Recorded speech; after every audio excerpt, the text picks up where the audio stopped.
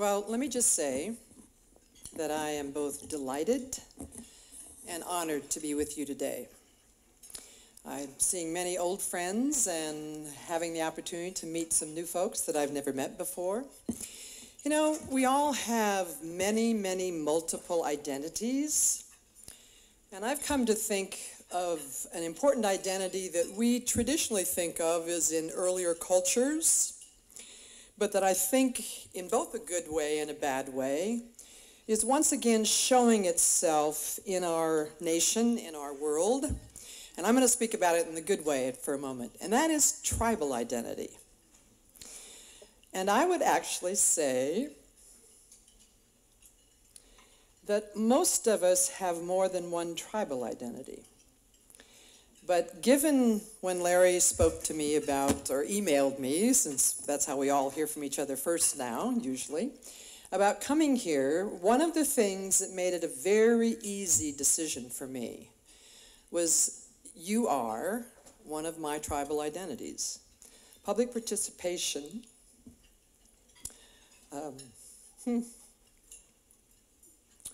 it's as deep a commitment as any commitment in my life.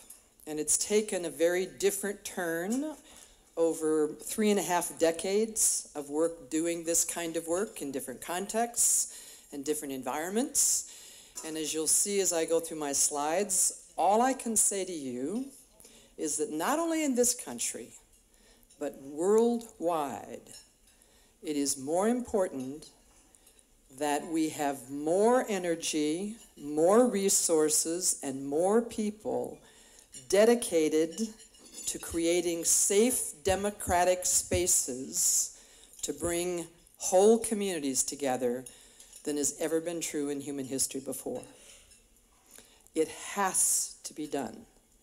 Our world has gotten smaller, our divisions have gotten deeper, and in some cases, smaller places, but the kind of violence that we all believed would be gone after World War II.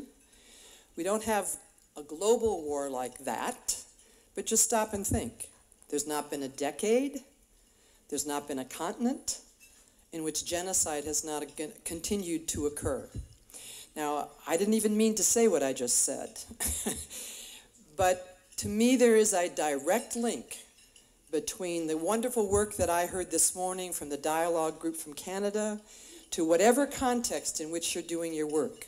There is a direct link to the need for that work in terms of our capacity as a species to create new structures, new processes, and a new capacity to actually live together in a world in which harmony and peace is a more dominant experience than violence and destruction. Well, that's kind of a heck of a way to begin. Let's see how I'll get back here. So I titled this originally Incivility and Political Dysfunction, because I think that is a phrase that fits both where you're coming from in part of the conference, and it is what I speak about much of the time. From a personal perspective, I have entered this field and do this work out of a very, very deep concern about the health of democracy in the United States of America and in many other places around the globe. So I'm actually going to often use the conceptual framework, where are we in our democracy, and that could be in Salt Lake City, that could be in Johannesburg, that could be anywhere. But the subtone, the sub-issue at this moment in time is incivility and political dysfunction. So I'm going to quickly ask you, and again, this is always dangerous in terms of the amount of time I have, but I'm going to quickly ask you to answer 2 questions just yourself at your spot, at your table. And given, you got to help me here, you guys are experts at it, then I want you to quickly share them at your table, and I'll take a couple of shout outs. So, quick question. And just, this is off the top of the head. This is your association right this minute. What's your biggest concern about the health of democracy in the United States, in your own country, wherever you want to associate with it? Biggest concerns. And think of those 2 words first. Then quickly, what gives you the most confidence that we'll be able to right our ship? We've done it many times before. When you drop back in, you know what your concerns are. What is it that core gives you confidence that we will right our ship? I apologize, lots of international guests. I'm going to mainly focus this work in terms of what's going on in this country, and I've spent enough time where the rest of you are from that I'm sure you'll find the links. Okay, so quickly, what are my highest concerns? What gives me confidence? A couple of questions yourself, answers yourself, and then share very quickly.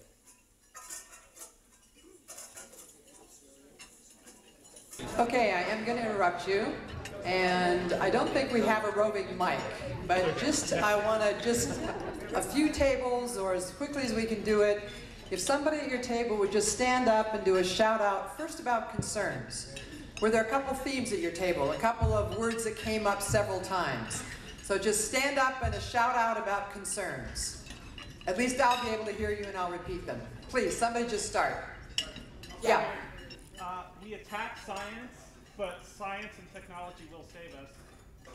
And I really like, there's no distinction between being a citizen and a customer. And people don't understand government. Okay. Help me out, others. Pop up. Another concern is kind of rational apathy. People feel abused by their attempts to participate, and so they rationally withdraw. Got it. Thanks. From that apathy, having misinformation with a loud microphone to be able to blurt out your misinformation. Got it. Can people hear without me repeating them? Yeah, great. So if everybody just keeps speaking up, that'll be perfect. Yes, somebody else. Yes. Money, I heard over here. Money. In line with what the mayor said this morning, we've kind of lost our fourth branch of government, which is a fair media. It now advocates for Thank you. Distrust and no trust. Mistrust, distrust, and no trust. Right here. Plate is very hot. Plate is very hot. Okay. Now, I can't remember the last time I did this where everybody who stood up and shouted was male. So we're going to go to the confidence side, and we're going to have all the women shout the confidence words. Yeah, go. Well, I need to add the thing on this table we talked about is gaps, the concern around gender, race, and ethnicity are gaps. Guess what? One more reliance on technology. Over-reliance on technology for communication, and not enough of what we're seeing here, which is people actually getting together and talking face-to-face to bond. Okay, great. I'm going to stop on the concern side, shift to what gives you confidence that we can right our ship. More women involved in the Woo! Okay. Keep going. the young people that are coming into the profession are more educated, better prepared to do the charge for it. Great. There's increasing interest at the local level where people can see the most impact and actually maybe re-engage because of that work. And secondly, that education is available on a much more equal level now with tools like the internet, so people have that way to engage no matter what their socioeconomic demographic might be. We start to have a great level of it. Perfect. Yes. Say it once more. Aha. All right. Another one, confidence. Great. One last one on yes, go.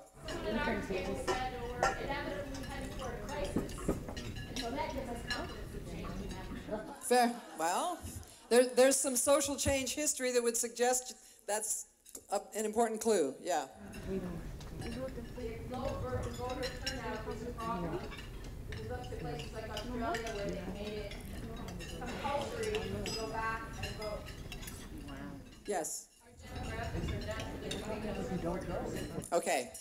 So I have actually. I just want to point out all the concerns for men, all the confidence for women. Well, I kind of controlled that. The second part. At our table, we also had more women involved, but it was myself who brought that up, not the 9 women who were at that. All right. Okay, just quickly. I've actually done what I just did with you in audiences literally all over this country. The place I did it that felt the most nervous-making to me was at a keynote speech in South Florida to a group of lobbyists from a particular industry. Here's the good news. And it was a little bit different in this room, and I think that's partly because of what our professional association is. But in every time I've ever done this, including in this room, money shows up, shift in media, loss of commitment to facts, and then often it's some more political things like redistricting, like the primaries have captured the special interest groups by the far extremes. On the confidence side, several things you said, demographics, the move toward younger people, more involvement of women.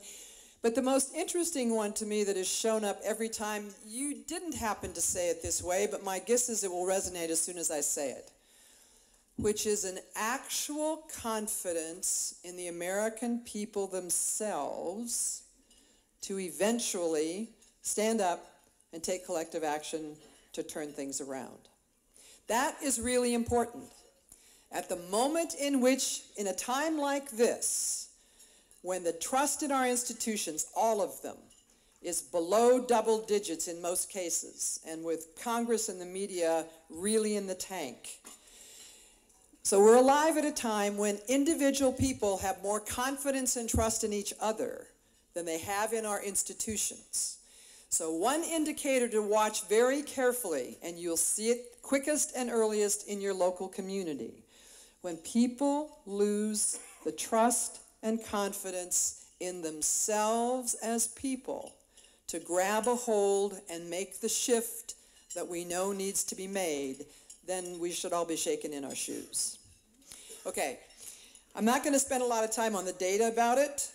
Public trust in government, Congress finally hit, and it has hit it about 3 times now, 8 or 9% in terms of the public's trust in what they can do. When I took my new position at the National Institute for Civil Discourse, we commissioned a poll to ask people more specific and a little deeper questions about how did they perceive their elected officials and what their role should be.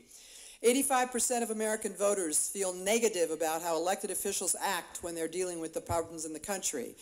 Elected officials not willing to cross party lines and work together. 73% of Americans see that as a very big obstacle. 90% as at least somewhat. And a lot of what we're talking about here is this rise of incivility, the lack of respectful dialogue. Almost 50% pick it as the biggest obstacle, and it jumps up to 83 if it's just whatever level of obstacle. And that represents Republicans, Democrats, and independents. So we've got a nation of people who know what part of the problem is. The issue is, how do we organize self and collectively to do something about this? I'm just going to give you a couple of quotes from focus groups that we followed up with.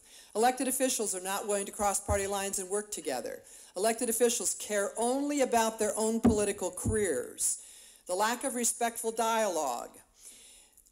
For the very first time in public polling, for decades in the United States, the special interest groups having too much power has shown up as one of the dysfunctions. For the very first time, starting in early 2012, almost on the same level of percentage, it is special interest and self-interest.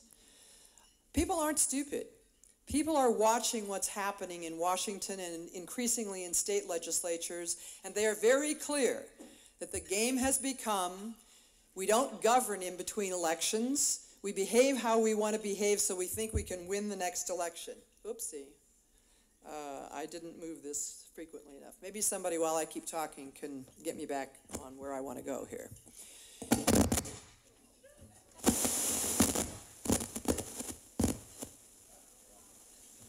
It's hot up here. Somebody doesn't like this conversation. I think the back. Do you have your power cord? It looks like it died. Oh, got your battery here. Speaking truth is not popular in some places. The laptop battery. What happened? Just the laptop battery died. Oh, I thought the laptop battery died. Oh, So, I told they watch you.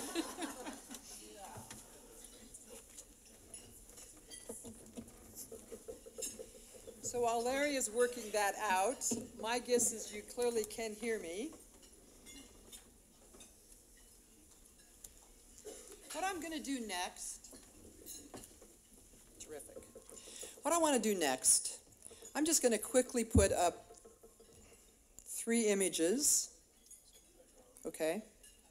I'm going to quickly show you 3 images that actually went round the world and that you will instantly recognize. I'm going to comment a little bit, and then I'm going to show you 3 other images, all of which are similar to images you folks see every day in your work, but which never make it to the national media. The first image is the August 2009 healthcare town halls, where the first time in American history, special interest money from Washington, D.C., bussed people, trained people, and handed them the talking points to disrupt the August town hall meetings, which are one of the few places where blood and flesh legislators are back with people in their districts that are not just the people who voted for them, but that are everybody in their district. Members of Congress' response to the violence, the incivility, the disrespect, many of them's response to this, the Congressional Management Fund did this research, was I'm never going to do another town hall meeting. I'm going to move just to doing telephone conferences, which are completely moderated, completely controlled, etc. Second image. This took place in March 2010 as the House was going in to vote on the Affordable Care Act. Again, at least no one can find any time in American modern political history when members of Congress stood on the balcony and encouraged disrespectful, discivil response from the public. You may remember John Lewis, an extraordinary human being and member of Congress, one of those people to march across the Selma Bridge 50 years ago. People spit in his face walking into this bill. You will also remember that there were several examples of members of Congress who got voicemail messages or email message which after the fact said, don't just kill the bill, kill Congressman so-and-so. And the last one, which is the institute that I now run. You know, there was a collective moment of pause in the United States of America when Representative Gabby Giffords was shot. I think literally millions of us thought things had gone too far. The fact that a member of Congress holding a street corner meet your congresswoman event could turn into a mass shooting in which 6 people died, in which an extraordinary human being is recovering at a rate that none of her doctors can believe, but may never again be able to function the way she once could. I can see by your head nods, you were among the Americans who thought something different's going to happen. Remember how fast that faded? Some of the symbols stayed, some of the language stayed. That happened in January 2010 and in December 2012, and there were several in between. We then watched the slaughter of innocents in Newtown. Never before, not just in modern political history, but never before since it's been recorded, 90% of Americans favor universal gun registration, the smallest bar to doing something about this. 72% of the members of the NRA support universal gun registration. That bill died in the Senate and in the House because of the fear of members of the NRA picking their district as a place to run something against them. You know the rest of the story. There is some belief in Washington, now the Navy Yard, maybe we can bring this back again. My guess is that's highly unlikely. All right, so you all saw all of those images.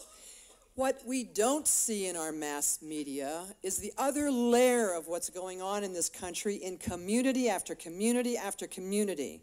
So here's one from my past organization, America Speaks. The last national conversation we did was on our budget and our economy. 3,500 Americans, completely representative of the country. Tea Party people, MoveOn.org people, sitting at tables just like you, using all the principles you all live your lives on. No rancor, no yelling and screaming, solve the problem together. When the day started, MacArthur gave a grant to Harvard and Berkeley, a pre-post test on every person in the room. 86% of the conservatives said, I won't raise taxes. 85% of the liberals said, I won't cut entitlements. A smart fourth grader figures out in about 45 minutes when they look at the math. You can't solve this without doing both. The good news is about we as a people, at the end of that day, 87% of conservatives did raise taxes and 86% of liberals did cut entitlements. And they actually solved the problem. So here's another one, the Rally to Restore Sanity. You all saw that on the mall. It was 250,000 people. There was no rancor, there was no screaming, it was every age group, it was every diverse population in this country. So we can do mass rallies without them turning into mobs. That one you probably did see on television, sorry I misspoke. So here I just picked one. Lynchburg, Virginia has for a decade been doing a community dialogue on race and racism to lead to what does reconciliation between African Americans and whites mean in our town today, 100 plus years after the Civil War? You all could add, I mean, I'm sure you've thought of your own, of those images. Most likely those images didn't even make the local news. So here's the principle I want to leave you with, that every one of you sits someplace to make a difference about. Currently, the narrative that we are constantly being bombarded by is that the American public is the most polarized it's ever been in history and can't come together to solve problems. That's what we're being told both on the internet and mass media about us. That today is not yet actually true if you're just dealing with the public.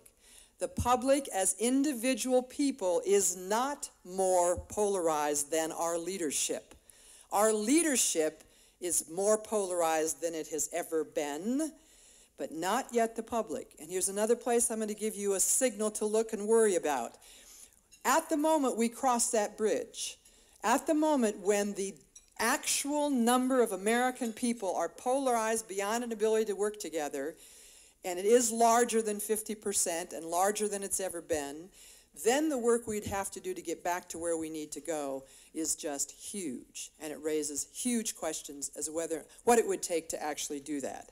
All right, the message. People, human beings, are social beings. They respond to context, to structures, and to signals. The people that participated in debt and deficit, when I testified to the President's Fiscal Commission and to the Senate Budget Commission and to the House Budget Commission, I literally said what I'm going to say to you. You could take those 3,500 Americans that solved this problem, that changed their minds when they saw the facts and when they were talking to other Americans, and they went back to what's the common good here? What's the way to take responsibility for society together?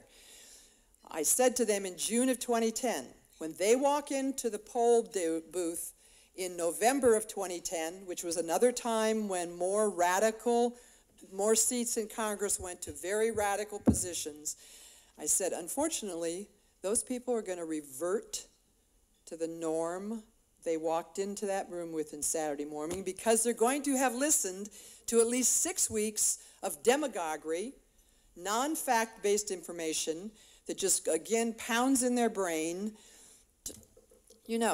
So what I've loved about the conversation here today is this: we as a profession, recognizing that the overall context has shifted in terms of incivility, has shifted in terms of normative behavior in public processes, it's now time for us to add some additional principles to the way we've taught each other how to do this profession. I was thrilled to see that the Dialogue Partners Group are going to do a workshop in Austin in November, which looks at, now that the shadow side has more place in our public square, what do we have to do differently about structure, about process, and about the signals that people get?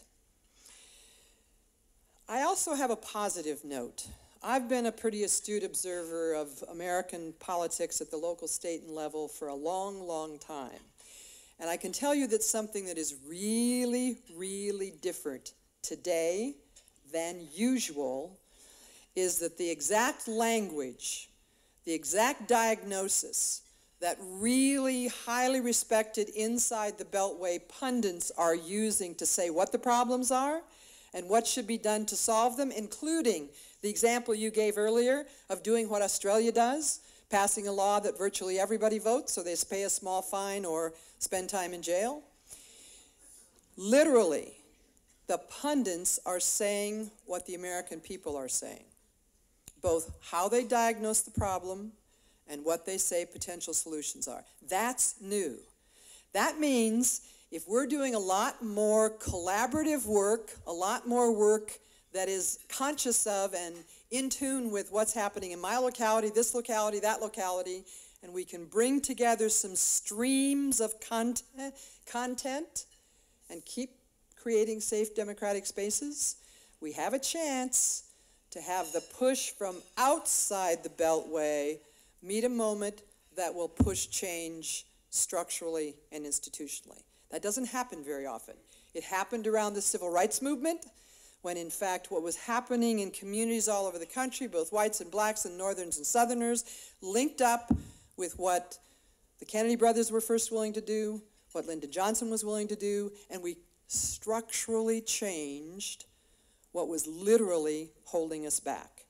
So I don't know what the crisis will be.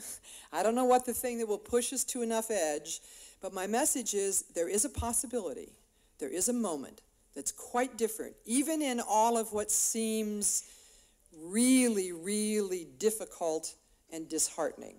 Speaking personally, I was born an optimist. That's how I see the world. I have had more challenge since I watched those 2009 town hall meetings than I've ever experienced in my life about what's a leadership position, what's the voice, how do I keep myself on the hopeful side, let alone continue to influence people all over the country about what to do, how to dig in, how to really make a difference. I can't possibly do everything I was hoping to do with you, but I do want to leave one of the greatest academicians about studying democracy and bureaucracy. James Wilson leaves us with a quote that I think for sure in the US we have to take seriously. The greatest challenge to statesmanship in the years ahead, to find a way to serve the true interests of the people while restoring and retaining their confidence in the legitimacy of government itself. That's where we're at. We have got to rebuild. You know, every poll data that is now taken shows that Americans' knee-jerk reaction is anti-government. Remember all those ads you saw on TV? Get Medicare, get the government out of my Medicare? Duh. My favorite story that I write about in my book, and I'll leave the congressman's name out of the story because it doesn't matter. He stands up on the floor of the House, not this session, but last session, screaming about the Department of Congress, screaming about the National Oceanographic and Atmospheric Agency. You know, we don't need this larger thing. Look at the Weather Bureau. Look at the Weather Bureau. The United States Weather Bureau has 65,000 employees. We don't need them. We all get the weather on our 6 o'clock news.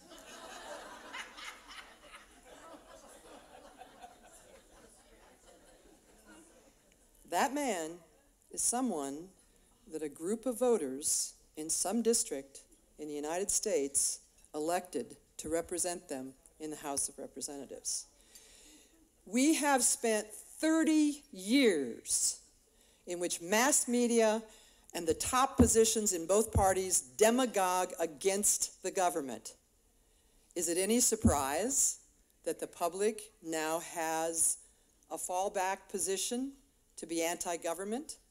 We've got to do something about it. You know, I literally sent an email to the head of NOAA when I saw what that congressman did, and I said, and why don't we put a trailer on the television every time that weather report's given, data provided by the National Weather Service? We're not doing simple things that we could do to re-educate ourselves to what the meaning of public good is, to what the meaning of, what does it mean? What's the glue that holds ourselves together? Okay, at the end of 18 years, before I made this transition from America Speaks to take on a new mantle at the National Institute for Civil Discourse, Like any time you make a change in your life, it was a time of very deep reflection for myself, a time of really thinking what's the highest, best use of me, and particularly at the age and stage that I am in my life. So I spent a lot of time thinking about what do I really believe needs to happen next, whether you call it public participation, whether you call it creating safe democratic spaces. What do we do? And there were 4 things that really are the platform from which I now try to stand and make connections between all the good work that's going on all over this nation and all around the world. In the United States, we need a broad-based democracy reform movement. We can't make up in public participation for what's wrong in money in politics, for what's wrong in redistricting, for what's wrong in that 40% of Americans don't vote, and voter suppression is a tactic used profoundly in each election cycle to keep people who are already registered from voting. I want to send you to a website. It's www.democracyfund. Sandy, help me. Is it .org or is it .fdn.org? This is a new initiative that is trying to shine a bright light on whether the work is voter registration or whether the work is public participation, but trying to say, folks, it's all a continuum. It's all a continuum. Find 2 politicians in your district who are really mutually concerned about this. The example I'm going to give you has actually happened, where early on before their election, they together want to do a PSA about voter registration. Hold house parties for them in which you get people to talk with each other about why they do or do not vote. Doesn't matter what you pick. But think about, is there some way where my talent, my skills can get at some of the core structural institutional rot that we're now dealing with? The second thing is build infrastructure to support democratic practice. I'm going to come back to that one. I was blessed Larry and team have agreed to do a book signing here this afternoon. The book I wrote, chapter 13 of it, is as best I could do to lay out a vision about what does it mean to build democratic infrastructure, community by community in this country, so that at a moment when you need a national discussion, it's not having to do what America Speaks had to do every time we did it, was build the whole bloody infrastructure to make it happen, but all we would do is link to the infrastructure that already exists. You who are in Salt Lake City, my God, what a blessing for where you currently are. You're dealing with a mayor who's got a cooperative council sometimes or not. He doesn't need to win them all, but he's already started to institutionalize this. How do you get it so embedded that it doesn't matter who the next mayor is? These public processes still exist. Focus on institutionalizing in specific jurisdictions. I just said that one. And I said this one before. We need more of us. Many more of us. We need people in other infrastructure, churches, schools, libraries, who really know. They don't have to become public participation junkies or experts, but they know the same basic set of skills that where they come in contact with people in a community, people know they are in a safe democratic space. Okay, the building infrastructure. If you took no other message away from me, whatever place you sit or stand in, find and look for other entities that are committed to the same vision, mission that you're committed to. Sandy Heyerbarker's here. The National Coalition on Dialogue and Deliberation has done a fantastic job of shining a bright light on individual practitioners, on organizations. IAP2 does that in the context of its membership. But my message is it's not enough to do that in the context of your membership. For what we are facing, we've got to look across all those organizational boundaries, across all those institutional boundaries, and look for places to collaborate, to create partnerships, to create, even if it's temporary, cross-sector. I'll stop there. None of the big significant problems we are now facing, fresh water in the West, since I'm standing here, fresh water in the world, immigration, debt and deficit, Not a single one of the deepest, most important issues that we're facing can be solved by any sector alone. The mayor stood and gave you the examples of the way he reached out to the rest of the community to look at how you rebuild public infrastructure in this city. So cross-sector structures, temporary, permanent, whatever. Cross-jurisdictional structures. We are still so bloody hung up on the differences between cities and counties and states and regional planning organizations. Look for the natural boundaries of the problem. Let the problem determine the boundaries. And then identify the jurisdictions and the organizations and the sectors that all have a part to play in it. All of this is in the service of amplifying mission-linked work, so we know each other's doing it, and more important, do you know, we've been doing focus groups all around across the country recently in conjunction with a foundation that's thinking about running a national discussion on where we're going as a country. And the most profound thing, and I'm saying this early, but the most profound thing that stood out to me, it could almost bring tears to me, is even people who are doing good work and feel able to make a difference, the thing that comes through the strongest is how alone they feel. So, you know, let's find these places, shine a bright light on them, amplify mission-linked work. Increasing scale. For years in many professions, and this is one that I can actually get on kind of a high horse about because I've been fighting it for almost 40 years. It just breaks my heart and makes me angry when I hear people talk about, you got to do this at the local level only because that's where the action is. You got to do this at the national level only because that's where policy is. You, again, pick any issue in the country you want to pick.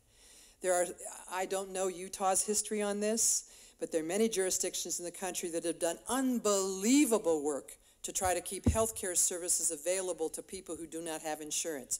But there's only so far they can go until the state and the nation changes. Every one of these things occur on all of these levels. And at some point, doesn't matter which level you're at, but to make the change, you've got to create scale. We don't want to try to create scale in every organization and every strategy. That's why to go to the collaborations and the partnerships, etc. Find your aligned mission organizations to create the scale.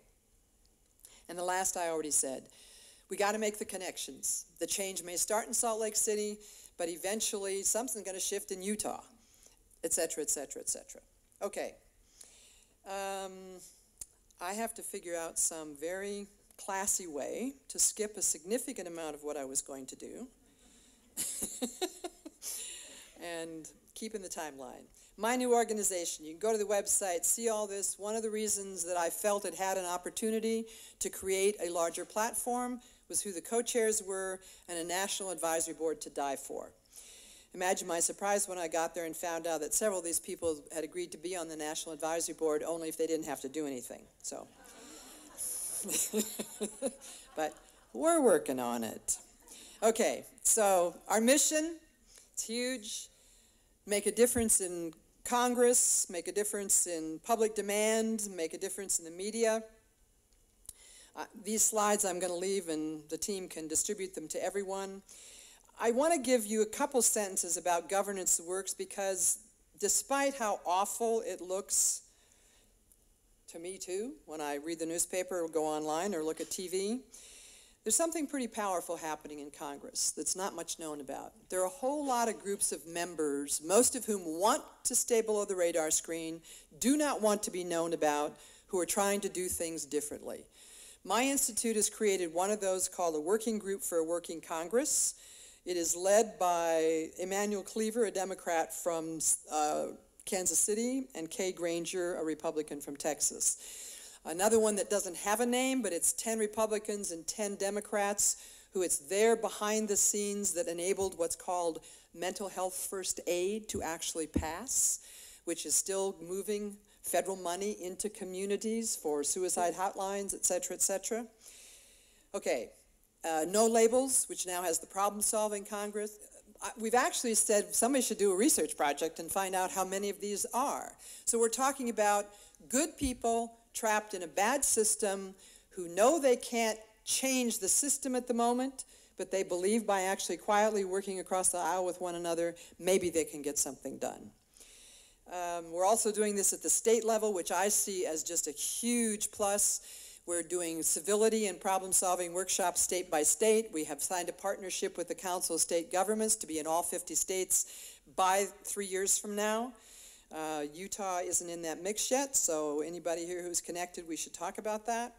Creating public demand. This is one I'm going to spend 2 minutes on because this is a place to align and to shine a bright light on and possibly help people know what's going on all over. And again, NCDD has been a partner from the beginning and done great work. After Newtown, one of the 38 executive decisions that the president announced on January 16th, calling it the Now is the Time initiative, which some of you are old enough to remember was the moment in the civil rights movement when things really began to shift. So, bringing mental health out of the shadows. There are 3 parts to the strategy: an online strategy, which is being run by, and social media run by the administration at mentalhealth.gov, stakeholder participation, but we are leading a coalition of 7 organizations that really are trying hard to put a footprint for the deliberative democracy field. What does this kind of collaboration look like? America Speaks, Everyday Democracy, National Issues Forum, Kettering Foundation, NCDD, and the Deliberative Democracy Consortium have spent hundreds of unpaid hours together providing leadership to this initiative. Please go to this website, Creating Community Solutions. I just came from Kansas City, where the 3rd large-scale meeting was held, kicked off by Secretary Sebelius, where 360 people, demographically representative on the America Speaks model of Kansas City, Missouri, and Kansas, came together to really talk about what's a community action plan that our community could do. That's the 2 goals in this process. Increase awareness to try to decrease the stigma that still surrounds mental health, and getting a community action plan. We've created the information brief, the discussion guide, the process. We're doing webinars for training. The idea on this map is to get and Jim is someplace here, New Hampshire is a big part of supporting this as well. I don't see you at the moment, Jim. The idea is to get a pin in every state, in as many cities in the country, and using this website. So it doesn't matter if I'm in El Paso, Texas, and mine happened in a library that had 45 people, or if I was in Kansas City on Saturday and it was almost 400 people. The results that we do in El Paso and the library are reported on this site, just like the ones that were organized by Deliberative Democracy. The last thing Secretary Sebelius said to me when she walked out the door was, we need to have Pam Hyde, who is Obama's highest political appointee in mental health and substance abuse, we need to have Pam give us an interim report of what's happening across the country so that every single person on the senior staff hears that report. Now, how many of you have personal experience with mental illness? I'm sure you have the same experience. We've watched our country do complete reversals in attitudinal stigma. We watched on HIV/AIDS, remember in the early 80s where it was all of those guys would just stop meeting in public restrooms, to, oh my God, this is a public health disaster and we've got to do something about it. To gay marriage, which is mental health, the attitudes, the stigma in many places across this country is not that different than it was 50 years ago, 75 years ago.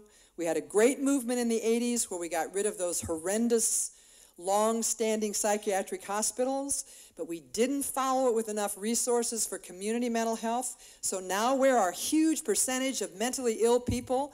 Where are they? They're in jails or they're homeless. Now, this may not be your issue. It wasn't my issue, but it's a moment in time when we've got an administration that's listening.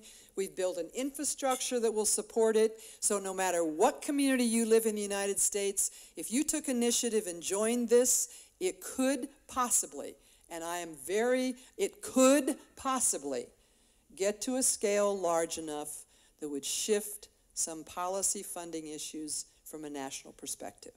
And even if it doesn't, Sacramento and Albuquerque, New Mexico are the furthest down the road, and I can tell you in both locations, public money, private money, and foundation money is coming together to commit to take different actions in that community. The theme in Kansas City, we weren't talking about public deliberation, we weren't talking about democracy, but at the end of the day, when people stood up and said what mattered most to them about being there and participating in it, time and time and time again, what they said was, I know my voice was heard. I believe we collectively as community, and both mayors were there, both mayors sat at those tables all day long. And they left saying, and I believe the political will exists in our community to actually do something different. I'm going to do 2 quotes and stop, because otherwise Larry's going to give me a hook. I was going to do something about the social media thing. I'm going to leave you with just one key distinction. Lots of good conversations are going on in this rooms about this. We all know that social media has increased incivility, has increased people looking only in like-minded places. The distinction that will help you design and figure out ways to be more influential in how that works, both how you're using it and how people are coming at you, is the distinction between advocacy and deliberation. All of our work has mainly, up to this point, been designed around the principles and structures that work on the stay open, we believe people in their hearts are good, and because we structured that, what's happened. Now we've got people intent on advocacy. They do not care what anybody else thinks. They do not. So think more deeply about that distinction. Today, this slide I wrote just before lunch. I'm coming away from this conference understanding something more clearly than I have understood it before. So I'm taking a little shot at actually doing it with you. IAP2 has a fantastic set of principles about public engagement. My organization, America Speaks, had 7 things around which are designed. There's a good match between the 2. Sandy has a wonderful place where she shows how many of them, Sandy, and they're all in the same territory. We've got work to do. For us to do and have the same outcomes that we've always had, we have a new set of principles that have to become just as important to us about respect, et cetera, et cetera. The first one I wrote down while the mayor was talking, and I realized we've actually already been doing it, but we never put it up as a principle. Keep a visible and meaningful link between engaging and doing. At least in this country, the ethos of where most Americans are, if they do not see a connection to action, it will not have the same value. The second, and we don't often talk about it this way, but America Speaks worked in New York post 9/11. We worked in New Orleans post the Katrina and the flooding. We've worked with FEMA all over the country. This is where I understood this, but here's what I'm going to do different. We don't usually use this language. Given where we are in the state of the issues and state of incivility, I think it's true that almost every public engagement we do now, I'm not going to remember your name, but you spoke about it with the First Nations beautifully this morning in that workshop, that in the community, there's so much hurt, there's so much history, you just can't ask people to step over that. And you have to choose the right language to be there, but we have to design public engagement processes that consciously and intentionally account and support both healing and collective action. Some people in the room aren't going to need the healing, and they're going to push for action. And some people need so much healing they can't tolerate thinking about action. And we need all of them in the room, and we need principles that make it visible and discussable that that diversity is as important as all the ones we talk about all the time. The next one, and again, lots of us operate this way, but I don't know if we have a principle that captures it, and what I'm saying here is too abstract, but we'll get there. We have got to recognize and design, we're trying to change things.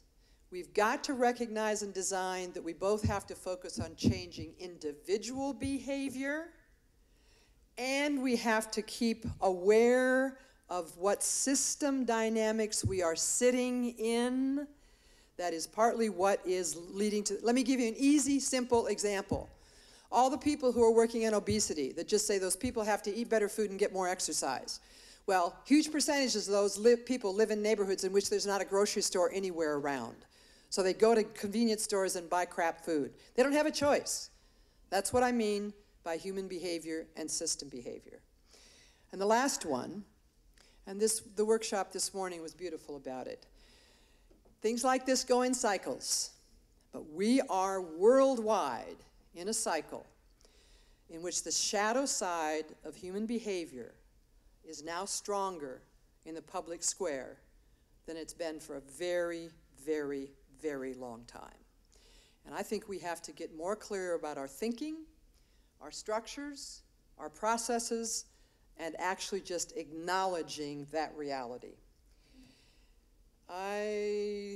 Here are 5 books. They'll be in the PowerPoint when you get them, all of which have really important things to say about what I've been talking about. I'm going to leave you with 2 quotes before Larry pulls me off this stage. They're both probably from people you may never have heard of. Mary Parker Follett was an extraordinary political theorist who wrote in the 30s in the United States and who was well known in the 30s in the United States, but has practically disappeared from the academy. She wrote a book called The House of Representatives, I think in 1928. You can pick it up and read it today as if it were equally applicable. The first reform needed in our political practice is to find some method by which the government shall continuously represent the people. When we have a state truly representative of our collective citizenship, then the fear of the state will disappear, because the antithesis between the individual and the state will have disappeared. You could take those words, fear of the state. It is driving much of the incivil behavior that you all have been speaking about. And the last, Joseph Katagawa is a Japanese American whose expertise was the history of religion. He finished his career at the University of Chicago. And I really am choosing this, I hope, I acknowledge myself. I struggle a lot with how does my energy stay on the hopeful, creative side compared to the holy Toledo. The weight of what we're under is extraordinary. But I really know in my heart and in my mind that what Joseph said here is real. To overcome divisiveness, contention, and violence in order to build harmony, community, and peace,